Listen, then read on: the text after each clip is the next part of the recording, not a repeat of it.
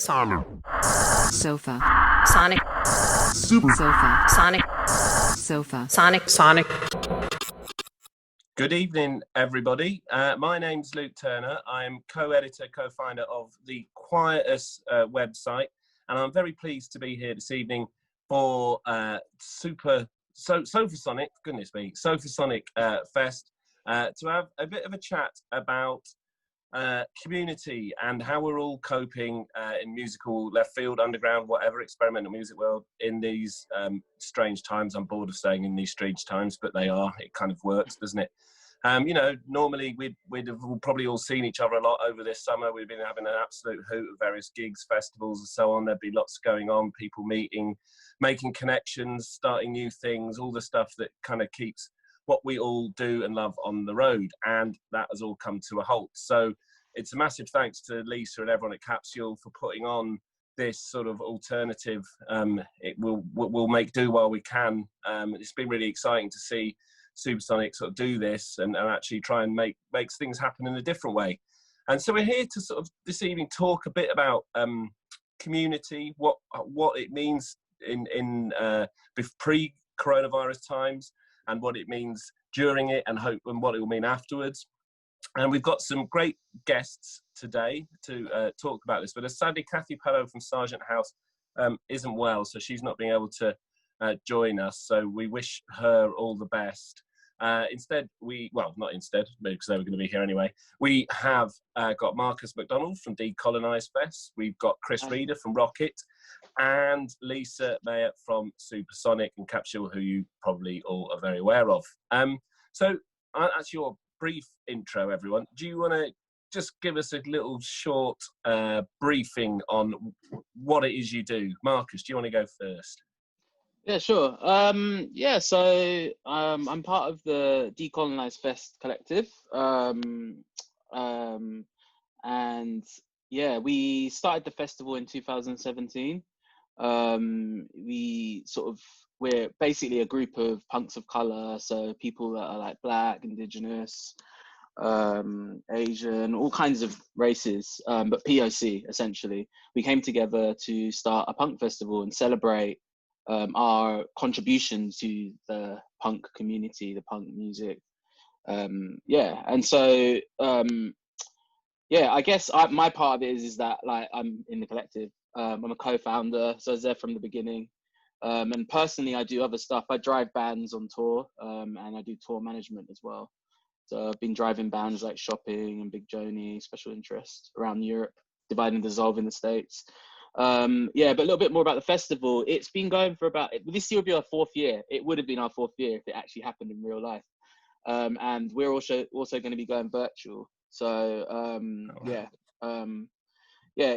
we have workshops, we have panel discussions, we've brought bands from the States, we've had bands from we were going to have this band from Africa come over from Kenya, but obviously like everything that's happened this year, it's not happening. We do sort of social gatherings throughout the year, network. We've got a Facebook group where we sort of talk and stuff. We do galleries, exhibitions. Yeah, we do quite a lot of stuff. And then we also work with other festivals. So like Supersonic asked us to be involved in this. We've done stuff with Supernormal. We've curated quite a lot, basically, with like the UK festival circuit. It's quite good. Yeah, it's great fun. Brilliant. That's great. What's the band called who are going to come from Kenya? So people can... They're called Crystal Axis. Axis. They're from Nairobi. So I'm not going to reveal too much about what we're doing this year, but you'll hopefully see them. Excellent. We haven't done any announcements yet, so I don't want to say too much about the specific bands. But yeah, they're called Crystal Axis. They're from Nairobi. I mean, one of the aims for the festival is to try and sort of network and, you know, bring bands from places like the continent of Africa where people think there isn't punk. There is. You know, there's a huge metal scene in different countries in Africa, Southeast Asia. Like we want to try and get as many bands over and sort of, you know, use the money that we can get to get them here. And yeah, I don't know. Amazing. Thank you. Chris, people probably have bought some of your records over the years, I I think. would hope so. So yeah, so obviously Rocket Recordings was going to be one of the curators at Supersonic. So we had a few bands playing. Obviously, sadly, they're not now. But yeah, the label has been going since 1998. So in our 22nd year, I run it with a guy called John O'Carroll, who's an old school friend. We met in, I think it was third year art lesson. So I've known him a long time, and you know, a lot of our peers at the time when we first started were all in the music industry, in bands and everything, and we just ended up starting a label one day. It was just seemed the right thing to do.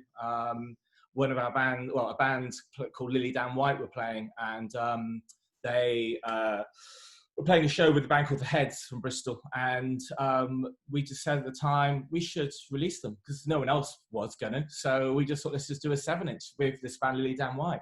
And The Heads at the time said, well, why don't you do a split? We'll do it with you as well. So that was how it started. And we just about released our 200th release. And quite funnily, that's by a band called Anthroprof. And one member of Anthroprof is Paul from The Heads, and one member of Anthroprof is Gareth from Lily Dan White. So it's quite weird, 22 years later, we're still releasing music by these same people, because I think that's one thing that Rocket's always tried to do is, you know, we've built relationships with bands. We don't just release records just to put it out and then forget about it. We really try and nurture a band and work with a band. And, you know, we trust the people we work with. I mean, I think the personalities are as important as the music for us. They really are. So I think that's why over the years, we've had long relationships, like with bands like, I don't know, like Nod or Chief of the Sea, and you know, we've been working with them for a long time.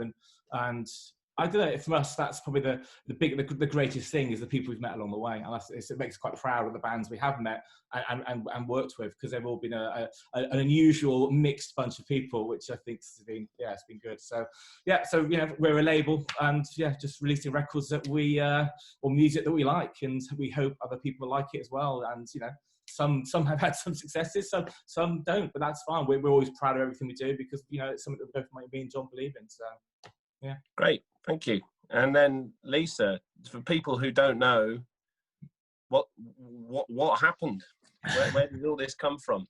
So I moved to Birmingham about 20 plus years ago from London, and growing up in London, everything was on my doorstep. Every band came through London, every exhibition that you could want to see. And then I came to art school in Birmingham, and at the time it had a very bad reputation for not paying bands, not treating them particularly well. And so a lot of bands would skip Birmingham on their tour. And I did a fine art degree, and I was really interested in, I guess, that space between music and art and kind of DIY culture, and felt like it wasn't really being put on in Birmingham, the sort of thing that we wanted to see. So Jenny and I, who was the co-founder with me, we set up Capsule in 1999. So yeah, this would have been, it was like December, so we always think of it as pretty much the next year. So this should have been our 20th anniversary this year. Essentially we were putting on shows, sort of DIY shows. They started off in my basement as a student, lots of punk bands. And then we sort of realised that it was really hard to get people to come and see this sort of music. But by doing a festival, we realised that if you could get the 10 people from Leicester and the 10 from Nottingham and the 12 from Bristol, suddenly you had critical mass. And that's really what Supersonic was born out of.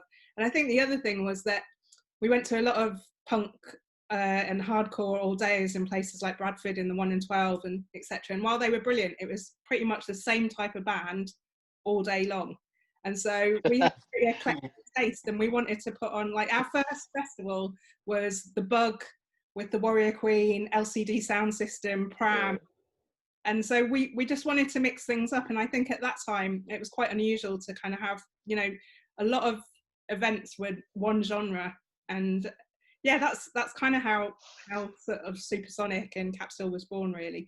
And then since then, because of living in Birmingham, I sort of realised that there was, you know, this was the home of metal. This was the birthplace of the likes of Black Sabbath, etc. And so since 2007, we've also been working on a project called Home of Metal, which is about championing and celebrating the birthplace of heavy metal. And also, I guess that Supersonic has its roots in that heavier sound, but also likes to look at how that music has really evolved. So it's not a metal festival in any way, but it's just how contemporary artists have pay homage or have taken something from that sort of that heaviness and done something, you know, in their own way. So that's a little bit about us. Brilliant, thanks everyone. That was very thorough introductions. You wiped out half my questions.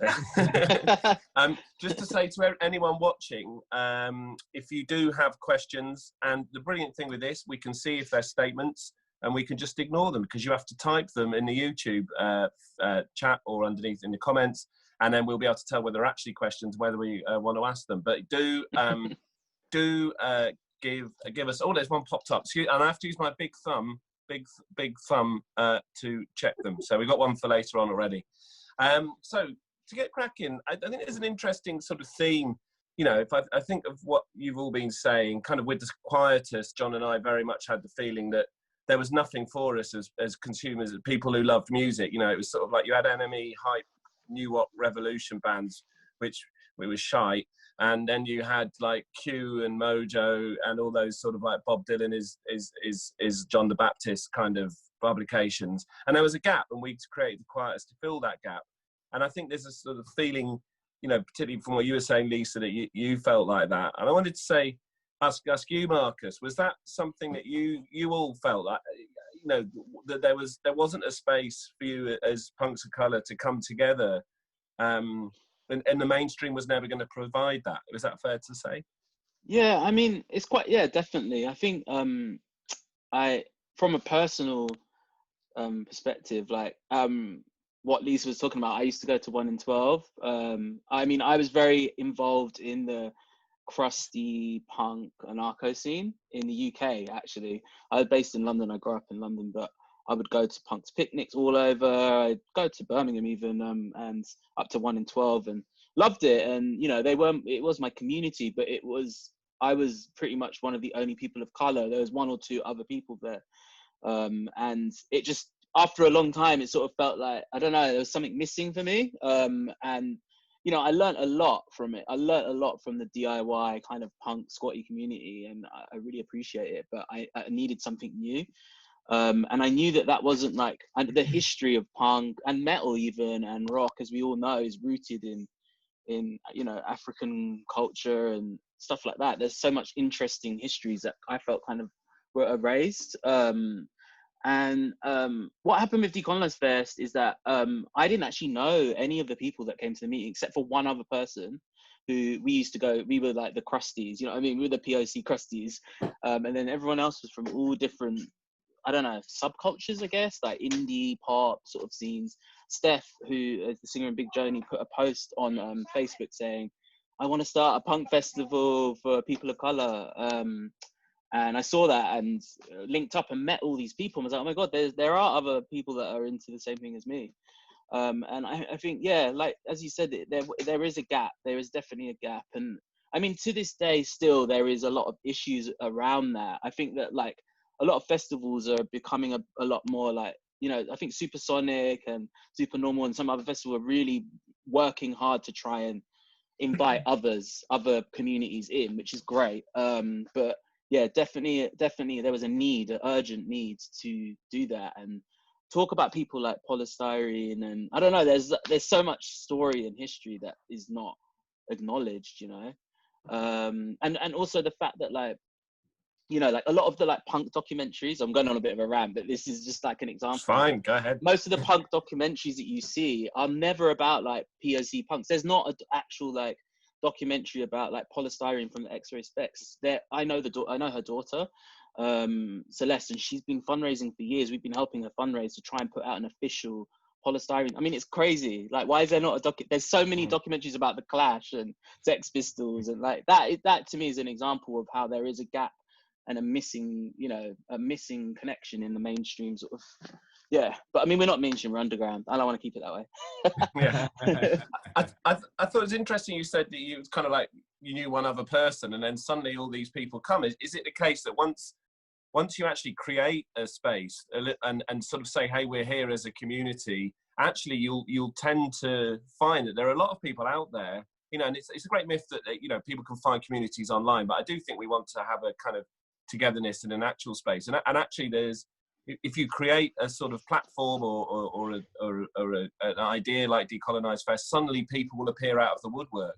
No, Has that been your absolutely. experience? Yeah, it's actually shocking. I mean, I was really nervous and like shit scared when we did our first festival. We planned and we were meeting every week and organizing so much, and we had Divide and Dissolve from the States, SBSM from the States, and we had 3 bands from the US coming. We had bands from all over UK. It was quite a big deal, and no money. So we were shitting it, and I just thought, there's no one going to turn up. Like, no one's going to turn up. There's not this many punks of color. But I was just blown away. It was amazing. Like, it was packed. It was in DIY Space for London in Bermondsey. It was packed, and people from all walks of life, not just people of color. There was white people there. The festival is open to everyone, but we want to celebrate and center people of color. But it was majority people of color, and it was amazing. And like, I think when you find a focal point for people to come and meet, or a space for people that feel comfortable, they'll turn up. They will turn up.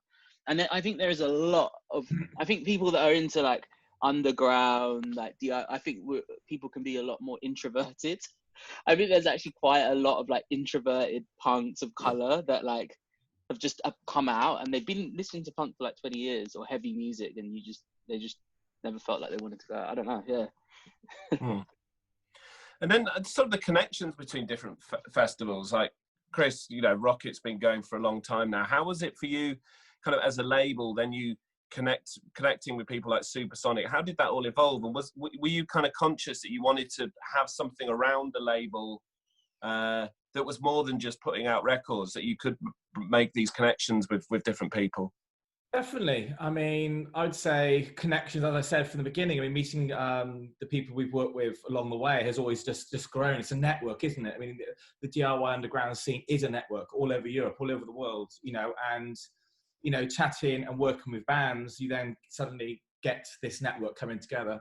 I mean, with festivals, I mean, of course, I mean, for us, they've been important from day one. I mean, Lisa's, been booking Rocket bands for many years, which, we're thankful that it's a festival we love being part of. And I know, Marcus, you mentioned Super Normal. I mean, that's another festival for me, very close to my heart. It's, both Supersonic and Super Normal not being on this year. That's a real big issue for me, because it's two weekends in the year I love it. It is the network, everyone coming together and meeting. So for me, again, I mean, when we started though as a label, I would say the core place where all these sort of relationships started from was the record shops of Bristol. That was where we met people. Because obviously before internet, before on online platforms, it was face to face in a record shop, chatting, talking, people playing you things, and that's how it started. And I still think there is an important part for the physical meeting of people. It's obviously online is good. I mean, I'd say good old MySpace years. I mean, MySpace basically did plug into a bigger network at the time. All of a sudden, we were chatting to bands from Peru, from Chile, which you probably wouldn't have before. So that definitely did open up a lot of doors. But for me, I think the face-to-face, the chatting, the talking, the record fairs, whatever, the merch tables, that's definitely for us the key. It's always been the key place to really, just grow the network, I think. Was that something you were conscious of at the start of Supersonic, Lisa? Has that sort of changed as the years have gone by? In terms of the network? Yeah. Well, I mean, that's very much the reason we started it, is because we didn't feel like there was enough audience where we were, and so we had to reach out globally. And yeah, just like, I suppose I'm not that great at flying either. I don't really enjoy it. So it was about bringing the world to us as well. Like, as a massive fan of music, it was like, well, who are the bands that we love? And let's bring that community together and make it all in one place. So yeah, I think that's very much where it all came from. And what do you think was the big, the world has changed sort of drastically and dramatically in the past 6 months, and sort of like, it's obviously a kind of seismic shift rather than just a little wobble. But I wanted to ask each of you, what was the biggest challenges for you back in the old world? Like Marcus, maybe for you as a collective, what was the biggest challenge getting Decolonized going? I think the challenge that we still have, ongoing challenge, I guess, is time. Because, we are DIY and unfunded, although we did get some Arts Council Oh, sadly enough, we bloody got Arts Council funding finally, and then COVID-19 happened. So it's like, oh great. Oh no. But we've changed it now. But yeah, I think time and sort of money, I guess, really is a challenge that we always face. And you know, I think a lot of the people in the collective, a lot of us are like working class and have various like different things going on in our lives, children or, you know, disabilities or, you know, things that humans have, and volunteering and spending all that time planning, it gets really, you know, it gets really tiring. And finding the time to like put, you know, we have big dreams. We want the festival to be really big. We'd love to move it to an outdoor type thing, like super normal. We'd like to set up a record label. I wanted to talk more about that later on. Promotion, you know, want to expand, but not in like a sort of corporate way, but in a more sort of holistic way. But we just don't have the time at the moment. And we've started to realize that we actually do need to sort of apply for funding and pay people, even if it's 1 day a week to do admin and respond to emails. You know, it's actually quite important that we treat ourselves fairly, and also then people can commit more. But yeah, we've had a lot of that's the most challenge, is keeping we have a consistent crew, you know, we have a consistent collective, but people drop out and then come back in because they're exhausted. So that's one of our biggest challenges, I think. And everything else, you know, honestly, has been so just naturally evolving, like the audience, like getting the, you know, people in, like just each year it's growing bigger and bigger. We've outgrown DIY space, and I think that is because of the internet, to be honest. You know, the internet has connected us to communities all around the world, and all around the UK. But the challenge, yeah, it's personal, it's time. Mm-hmm. What's the advantage of, just as a sort of a slight aside question, but operating as a collective, does that sort of have pros and cons, do you find? How does that operate? I'm in so many collectives, it's ridiculous. I'm obsessed with collective work. I'm in like 5 collectives. I think, you know, I'm really into the idea of like working as groups, and all the things that I'm involved in, there's no money behind. So, you know, we have to volunteer our time, so you can distribute labor a bit more equally. If it was 2 of us, you know, it'd be doing everything, and you know, like, whereas we have a collective of about 10 people, you know, you can have a couple people on social media, you have a couple people on band liaison, you have a couple of people on workshops. It's about the distribution of labor that makes that collective work really is helpful. And also it's, you know, beneficial around like skill sharing. A lot of people in the collective is like, I've never done this before, I've never done that before, and we help each other, we share the skills, you know, like this is how you set up a drum kit, or I don't know, whatever, like, yeah, this is how you post something or make a flyer. We've learned a lot from each other. And yeah, I think trying to distribute labor equally doesn't always happen. But that, for me, that's why collectives work, you know. And responsibility is not all on one person or 2 people. And yeah. I mean, I think it ties in with our politics as well. We are like, we are anti-capitalist and DIY, do it together, do it yourself, you know. So we try to stick with that. Cool, thank you. Chris, I suppose as well as the, you know, the changes we've got now, as running a record label, you've been doing that through the absolute, you know, collapse of people. I mean, the goalposts move every single year, it seems. I mean, you know, when we started in '98, you know, it was we started during the decline of vinyl. You know, vinyl was the sales were really dropping. You know, so we saw the death of vinyl, and then the constant CD. We saw the rise of the download, the death of the CD, the death of the download, the rise of stream. You know, so it is every year it feels there is something, a new challenge or a new way to take on. I mean, and obviously, you know, as you know, music journalism's changed. You know, when we started, there was a lot more outlets out there. You know, I mean, when we started, for us, all we cared about is if John Peel played it. If he played it, that was it. We didn't care. That was it. That was all we were after. But even like when after Peel gone, that felt like a massive gap. And you know, as magazines and websites have just dwindled and got smaller and smaller. You know, it's it's how do you then, as you said, share the music? How do you get people aware of what you're making? Because as you said, me and John are really proud of every release we do, and we think everything we release is fantastic. We want everyone else to know it's fantastic. So it's getting it out there. I mean, and also, I mean, again, getting bands out to shows. I mean, we find, unlike you, Lisa, I mean, Supersonic and Supernormal are two festivals where a band doesn't have to have a booking agent to get on the bill. And so many times we find, if one of our bands doesn't have a booking agent, they won't get booked on festivals. So, there are all these little challenges in there that we find gets in the way, but you just adapt. And I would say, it's a cliche thing to say, but we definitely learn from our mistakes all the way along. We know when Totalsize run a record label. We've had friends and people who run labels who give us some advice and everything, but the mistakes we've made, or the things that have gone wrong, we've never done again. So our path of a good way of working has always sort of is getting narrower and narrower, and it seems to work. As I said, it just changes every year which way we have to go and everything, and so on. But you adapt, like right now, like what's going on right this last 6 months. It's been crazy time. So you just have to adapt. I think we're used to having to adapt. So I suppose it's just another challenge.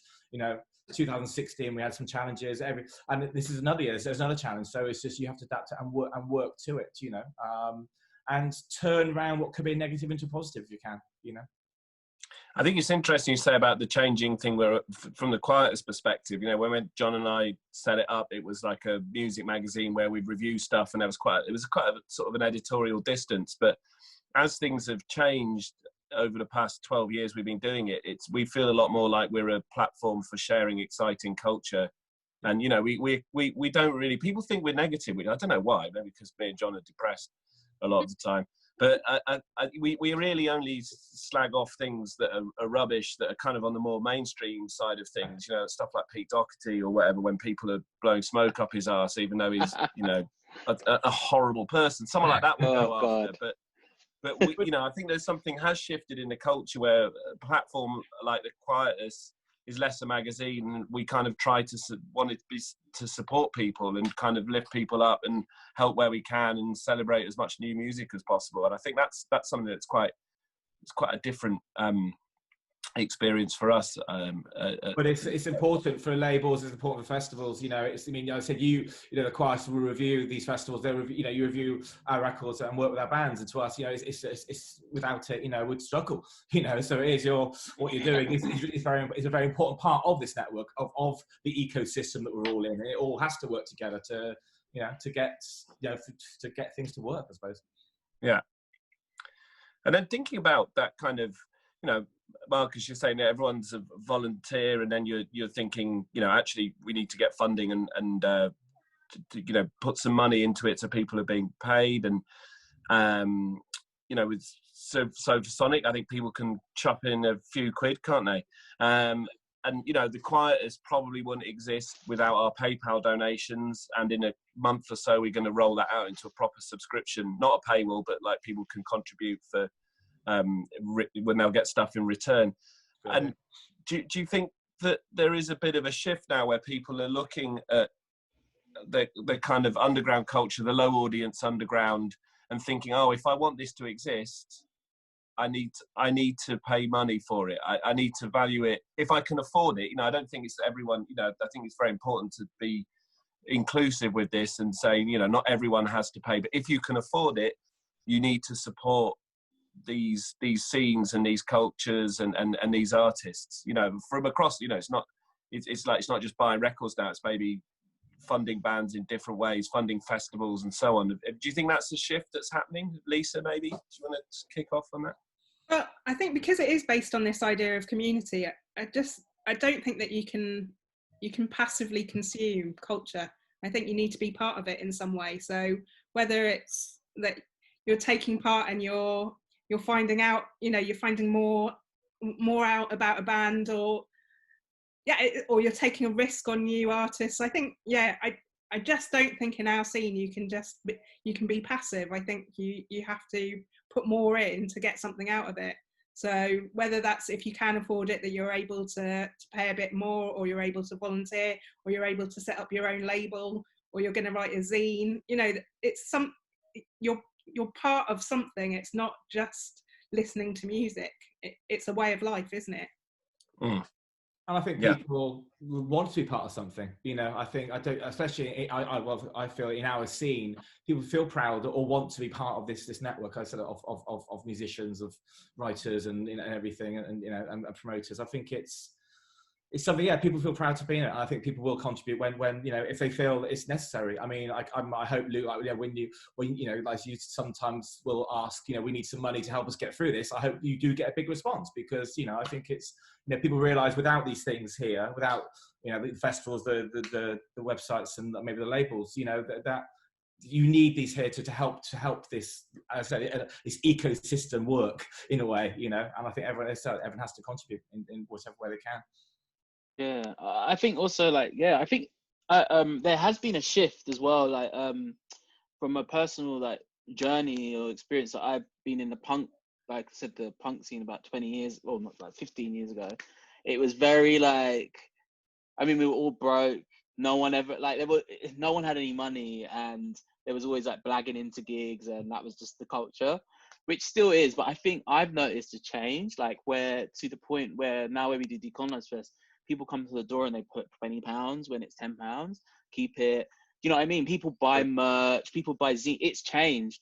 I think that this sort of there's been a big shift, and sort of supporting the ecosystem, as people keep saying. I like that word. I think there's been a lot more and also because a lot of my friends are in bands and stuff, and I drive bands on tour. I've noticed that until now, touring started to become sustainable, actually, because people were actually trying to pay bands. It was a priority, and feeding bands and stuff like that. And I was able to also survive and make a living because I've got this van and pay my van. It trickles down to all of us, and that's really different to I think 5 years ago. And it's really great to see that. And when people have we've had a few GoFundMes and stuff like that, and people have responded really well and helped. We wouldn't be where we were without people's donations now. We wouldn't be the festival we are. Literally, the only way we've gotten money to get bands over and do what we do is through crowdfunding, fundraising, gigs, and people giving us more money than they need to. So it's really nice, actually. And I think that actually has been a shift. And I mean, even in myself, I buy if I see I try to buy a record or a tape, or I try to always support a touring band. That's just, and I feel a lot more. I do a lot of merch for all the bands as well, and people come and buy merch. It's I just don't think it was like that a long time ago. I don't remember it being like that anyway. Yeah, I think that's people I was hanging out with. Well, that's it. I think when we put on year-round gigs for almost 20 years, and when people, it was a £5 on the door, and people were I'm not going to pay a £5, and it's these are 4 people who have flown over from Japan. They've had to buy flights. They've got they're staying in hotels. They've got a van. They've got to hire equipment. Your £5 is not going that far. Having a freebie on the guest list, that this stuff doesn't happen without you paying for it. And so people have probably thought that we were quite harsh at Capsule, because we've tried to avoid the blagging as much as possible, and that's probably why we're sustainable as well. And we also haven't kind of done crazy fees either. It's been realistic in terms of what we can afford and what we think in terms of numbers of people that we can get to a show. So it's not, and I think that's the only way that you can sustain what you do. It does have to be a bit business-like, but only for the good of being able to pay everybody fairly. Yeah.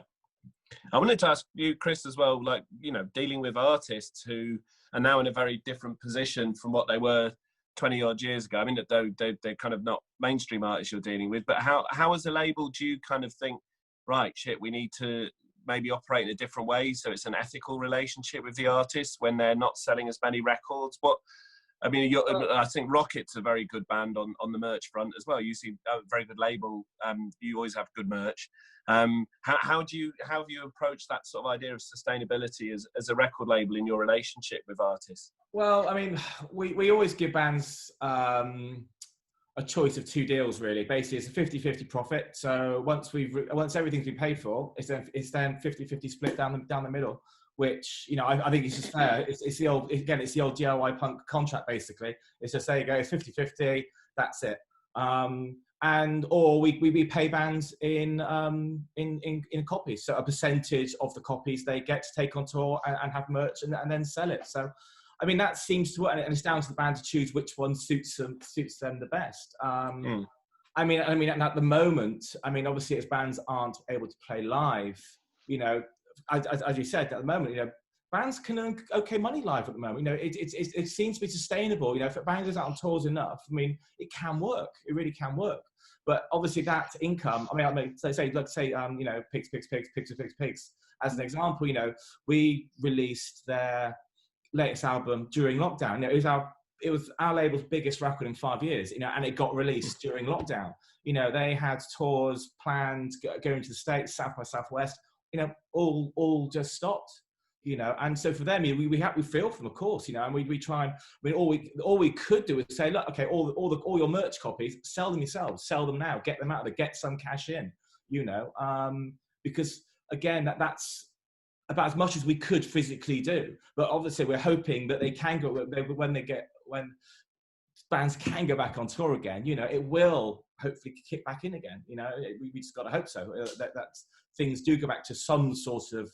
Even there will be some sort of new normal, but there will be some sort of normal that they can get back out there and do it. So, I mean, again, we support bands. You know, as I said, our bands are not just one-off releases; they are relationships. So, you know, if a band says to us, "We want to do an album, we need a bit of money up front to help us record it," of course, you know, we'll give them some money up front to help record it. You know, we don't do contracts unless a band asks for it, but we've only done 2 contracts in 22 years because it's, you know, I think bands trust me and John, and we trust the bands because again it's the people that we believe in, you know, and we believe in what they do. So it's a relationship, as I said, and it shouldn't be band label. I see it as, you know, we're both releasing this piece of art, this piece of creativity, you know, and we're both doing it together. You know, obviously they've made it, and then we're helping them get it out to the wider world. You know, I think it's just making sure, you know, it's a team. Like you said about having like collectives and everything. You know, working as that. In us, that's how we see it. It's a collective, us and the band, and or if say someone's helping with a PR, or something. It's everyone coming together to work on. Yeah. Cool. Okay. I wanted to ask as well about if you've got a good community and it's thriving and it's a safe space for people, how, you know, like I remember a club I used to go to a lot in London, Trash, which was on a Monday night, so that put people off anyway, but it was like the only kind of indie club, and then it became an electro club really, but it worked because they had a dress code on the door which stopped all the lads coming in who would always ruin those kind of nights by being homophobic and sexually assaulting girls and just slopping booze everywhere. And it was kind of interesting because it meant that community stayed really amazing for a very long time, despite the club being quite hip and in magazines and that. How do you think you keep a community? Say, asking you, Marcus, specifically, because you have you were set up Decolonized Fest for a purpose. How do you sort of stay true to that purpose, and how do you think you could get bigger without abandoning those ideals or the very purpose of what you started out doing? Well, I just want to say one thing. I will answer your question, but what you said about Trash, it just reminded me of this this funny thing in Berlin. I don't know if any of you been to this karaoke. They have it. They have lots of booths, and it's a Monday night. It's like the queer karaoke night, and you turn up, and they're quite strict on the door. And because in Berlin they get a lot of like stag do's, drunk lads, whatever, but it's specifically queer safe space night. And so when they get these lads come in, they show them gay porn. They're like, if you come in, this is what you're coming in for. And they have all this gay porn on the door. It's so hilarious. It just made me think that really puts them off. They don't come in. But we don't do that at Decolonized Fest. But yeah, basically, so yeah, the festival, we have a manifesto and we have sort of like core values and sort of guidelines, I guess, not rules. We don't really like to say rules, and more like community agreements, and we expect people to follow these through.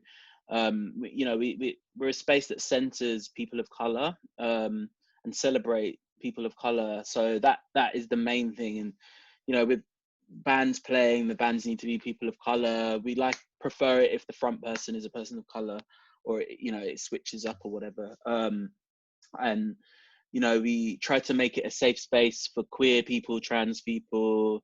In terms of like what we were talking about before with money, we're very we have a sliding scale. We are strict on the door. We are really strict as well, because we've had loads of people blagging in, and actually most of them have been white folk, which is really problematic, because it's like we're trying to pay these bands that literally like I've got nothing. Do you know what I mean? It's weird. But anyway, we have a sliding scale, and if we've had people come and be like, we ain't got no money, and we're like, well, help us mop the floors at the end of the night, you can come in for free.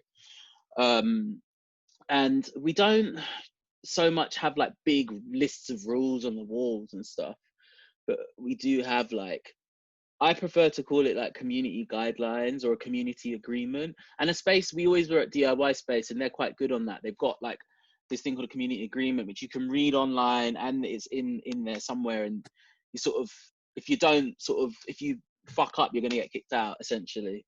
Like if you treat someone like shit, if you're homophobic or transphobic or whatever, you need to leave.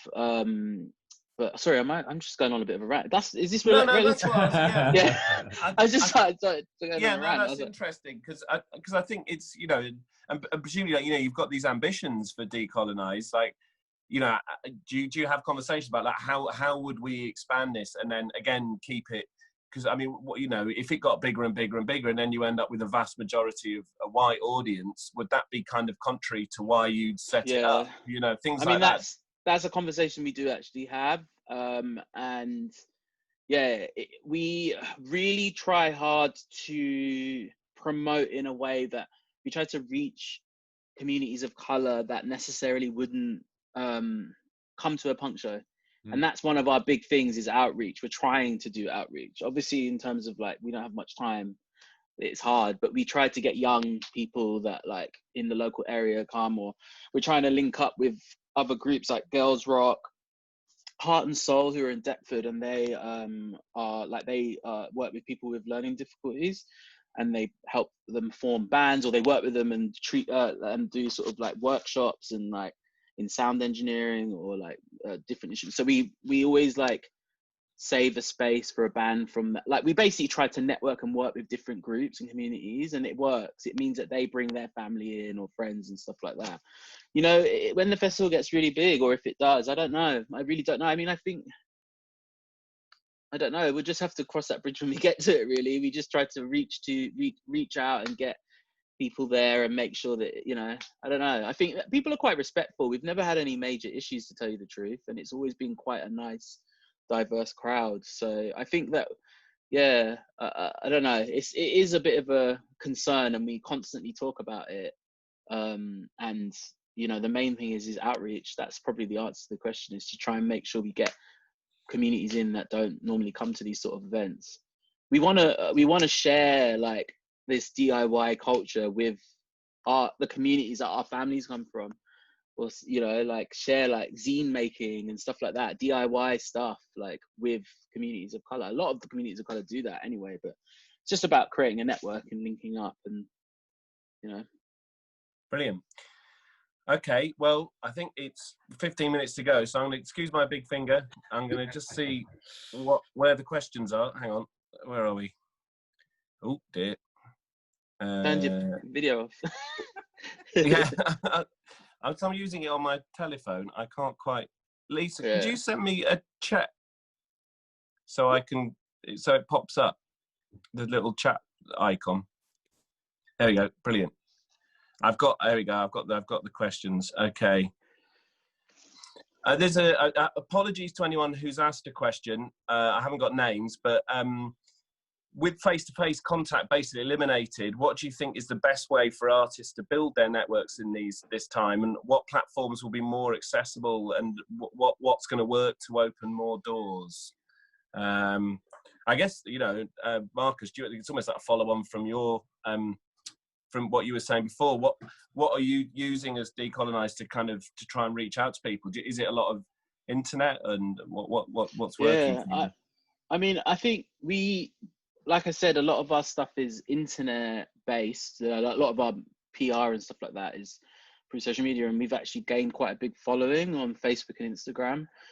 We use Facebook, Instagram, Twitter, website, but we do I am still like, we've got to give out flyers. I still print flyers out. I'm like, I don't care. I will never not print flyers. And I feel bad for the trees, but I'm like, we need to put flyers out. And I go and put them in like cafes and put them up on the walls and stuff like that. So I still believe in, and if you see someone who looks like they might be into punk drive, and give it to them. But in terms of that question as well, I feel like they're talking about COVID-19 stuff as well. Because they're saying face to face. So, I mean, me personally, I'm so sick of Zoom. But it is what we're going to be doing, YouTube and Zoom and stuff like that. One thing that I would say that's a positive out of all of this is that I think it's made people, like, for people who have like disabilities and stuff, who actually can't get out to shows, it's been great. Like, not great, but like they can access this sort of stuff a lot more. So I think for Decolonized Fest, it'd be really good to like keep maybe live streaming when we have in real life festivals, but maybe put effort and money into having some cameras and live streaming the festival. We do record everything because we believe in archiving, and we record everything, and then it takes us 6 months to a year to upload it. But I think that for me, I think it'd be really great to like live stream for people who actually can't get out to gigs anyway. And sort of think about that accessibility. It's great to document as well. I think it's great just to have that, because you see footage of these festivals, like at least when you put some footage of the shows post the show. It's fantastic just to relive it. It's there. It's captured. It's online for forever. I think it's just great just for some of these bands that maybe aren't around for long, or come and go, or they say they rarely come over, and just to get them captured on film. So I think you're right, streaming live, and then it's there for as a document. I think it's a really good idea. What about for you, Lisa? Kind of what, however long, we don't know how long this is going to be, 6 more months, another year, who knows? Well, I'm someone that has to shield because I've got a blood clotting condition. So, I've been at home since mid-March, and other than a daily walk, really, that's been it for me. So I have very mixed feelings, because I think, I don't want to devalue artists' work, and somehow we think that if it's online, it's free. So I think that's why with Sofasonic, we've almost like tried to do it as a real life zine, and that it's not been that many performances, but more kind of talks and recipes and, the stuff around the music.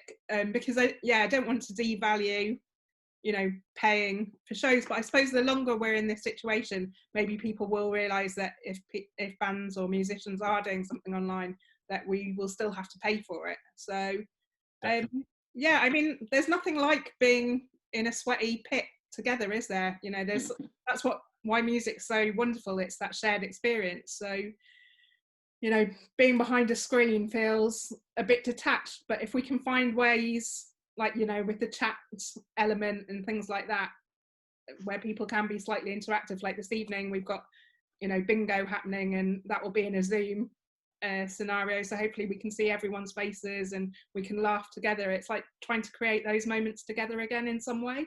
I think those are the things that would be important for me. But I also think that, I don't know how long this is going to go on for, but people shouldn't feel, or artists shouldn't feel like they have to do something, because, there's a lot going on with just dealing with day-to-day life in this moment. So rest. Yes, exactly. And that's what you don't have to create. Yeah. Rest and chill. Exactly. Yeah. Okay, I think I've worked out how to do the chat. There we go. Oh,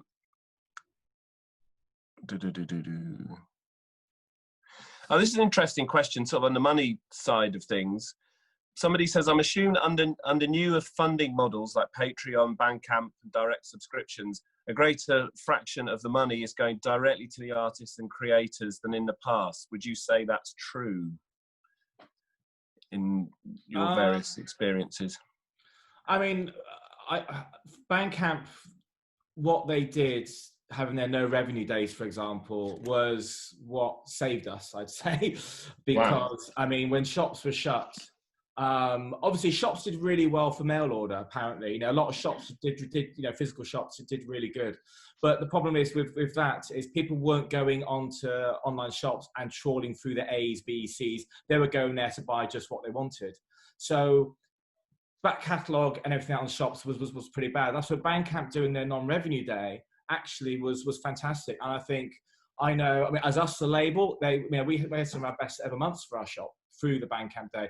I know bands and artists who, raided through some old back catalogs, some old demos and tracks and things, and they put my Bandcamp and made money, and it really worked. People seem to really get behind it, even though as a listener, you're not getting anything for free.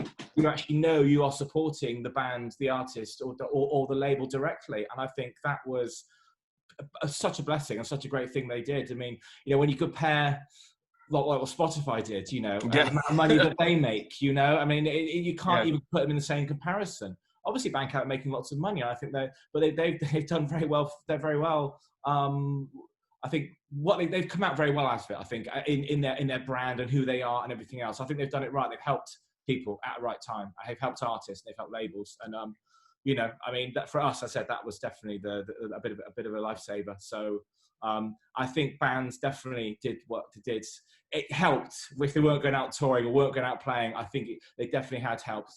Especially just printing up T-shirts. A band could get a design, cut T-shirts out, and then people were buying them. So it was good. Yeah. The Bandcamp day, from what I saw, was really good because I'm involved in this other collective. It's a hardship fund, COVID-19 hardship fund for queer, trans, and intersex people of color. And we've actually raised an insane amount. We raised like £90,000. Wow. Well, no, actually we've raised 106 because someone's donated 16.5 grand to us. They did a separate fundraiser and gave it to us.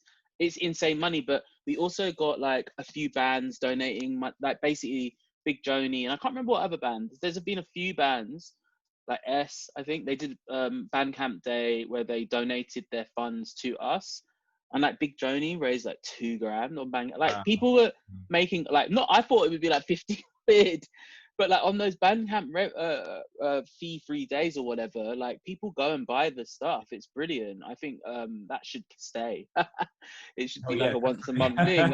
It's like you said, I imagine it saved a lot of bands. Like my partner's band released their single on that day, and they made like a good amount of money for a single. People were just buying the single. It was like mini record store days, wasn't it? It was like days, but as you said, the money not going to the record store, it's going straight to the band or straight to the label. It's brilliant.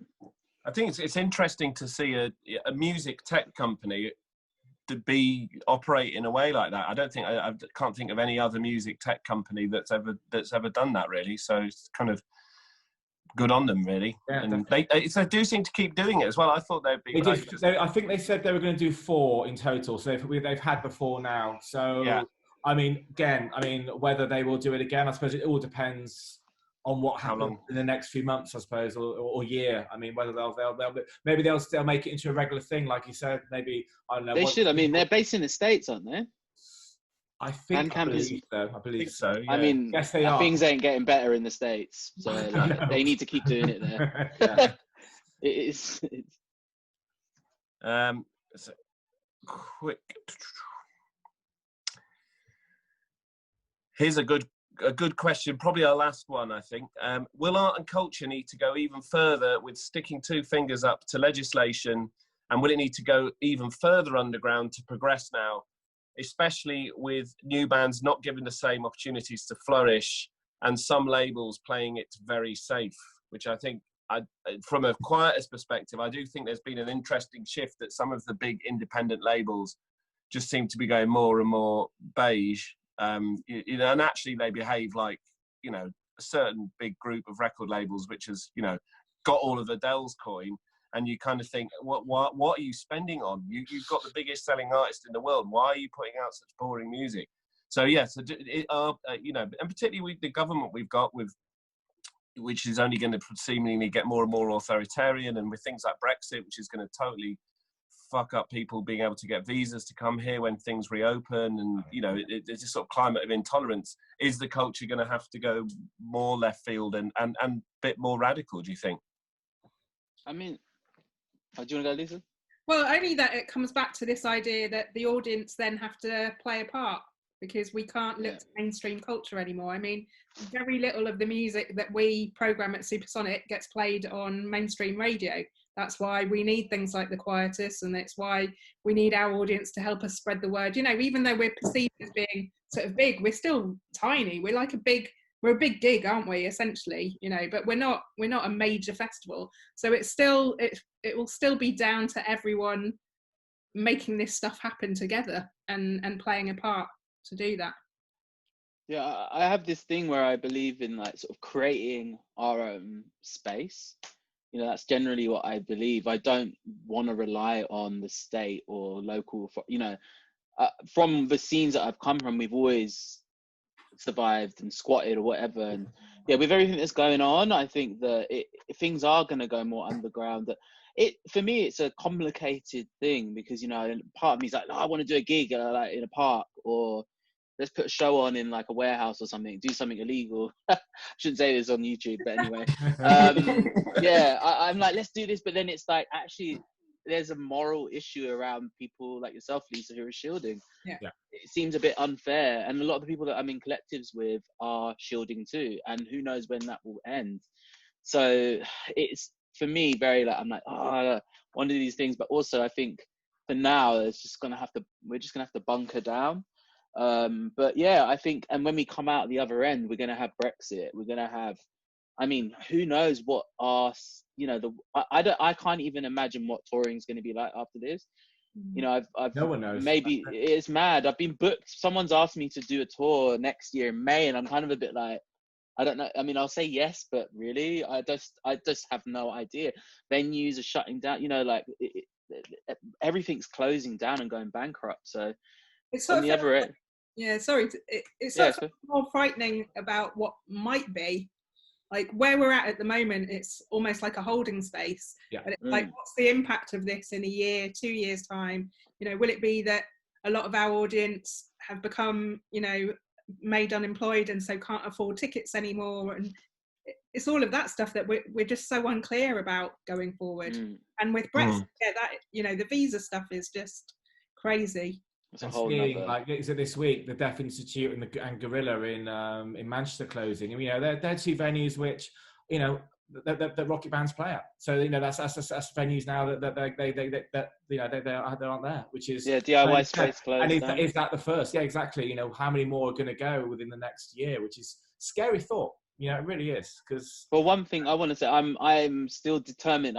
Sorry to interrupt, but I've started another project of where we want to buy a space. So, and that's a whole nother ball game, but that is going to be a long-term plan of fundraising, saving money and doing stuff and buying a space, because that's what we need in all these DIY. No one owns these spaces. You know, I think 1 in 12, there's a few social centers and stuff that people actually own, luckily. But in London, there's nothing. So the next step for me is even in Brexit, post-Brexit economy down, there are people with money. So I want to try and get something going. Brilliant. The thing that we haven't talked about is gentrification and how these that we exist in are being taken over by developers. You know, Supersonic has happened in these warehouse spaces in Digbeth, which now have noise issues around them. Oh my God, yeah. I mean, I'm in Hackney Wick, and I'm just surrounded by cranes. I mean, it's yeah. I mean, you can't not see it. You know, it's there. It's everywhere. Okay, so we better clear off in a second, and I just want to say thanks very much to Marcus. Marcus, how do people keep track of Decolonise Fest and what you're up to? Yeah, so we've got a website, decolonizefest.org.uk. We're on Twitter, Instagram, Facebook, all the usual. Keep an eye on it because we will be having a virtual festival at the end of August, and we'll start making announcements really soon. So yeah, please tune in and join us for that. Great, thank you. Thanks for coming on, Marcus, and thanks, Chris. Thank you very much. Find Rocket on all the usual channels, all the usual places, and the Bandcamp shop. Lots. Yeah. And Lisa, if you people are watching this, they probably know where Supersonic is anyway. But you know, thank you for everything, Lisa. From all of us, thank you. Thanks for all the years of amazing times, and hopefully we'll all be back in Digbeth very soon. And yeah, thanks to everyone for watching. Yeah, thank you very much. Keep well. Cheers. Thank you. Bye. Bye. Bye bye.